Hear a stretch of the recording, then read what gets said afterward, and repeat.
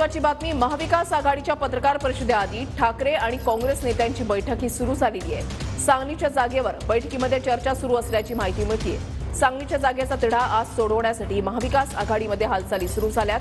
शिवालय कार्यालयामध्ये सध्या ही बैठक सुरू झालेली आहे आणि या बैठकीच्या नंतर पत्रकार परिषद होईल। अक्षय मणकणी आमचे प्रतिनिधी अधिक माहिती देतील। अक्षय,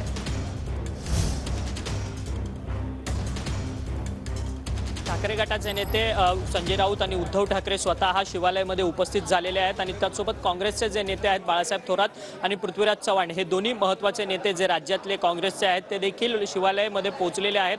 थोड्याच वेळापूर्वी महाविकास आघाडीची संयुक्तिक पत्रकार परिषद जी आहे ती होणार आहे आणि या संपूर्ण पत्रकार परिषदेमध्ये सगळ्या जागांचा तिढा जो आहे तो सोडवलेला असल्याचं पाहायला मिळणार आहे। पण तत्पूर्वी ठाकरे गटाच्या नेत्यांची आणि त्याचसोबत काँग्रेसच्या नेत्यांची एक महत्त्वाची बैठक जी आहे ती शिवालयामध्ये होताना पाहायला मिळतात।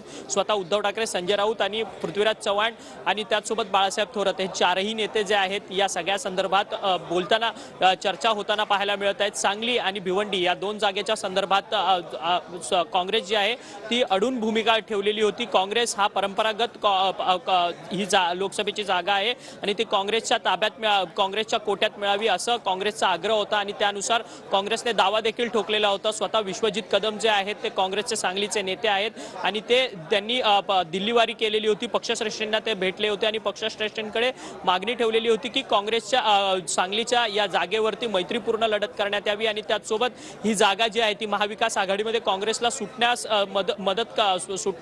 सुटण्यात यावी याकरता तुम्ही देखील प्रयत्न करा अशा संदर्भातलं मत जे आहे ते दिल्लीमध्ये त्यांनी व्यक्त केलेलं होतं आणि राज्यातल्या नेत्यांकडे सुद्धा व्यक्त केलेलं होतं। राज्यातले नेते देखील काँग्रेसचे सांगलीच्या जागेसाठी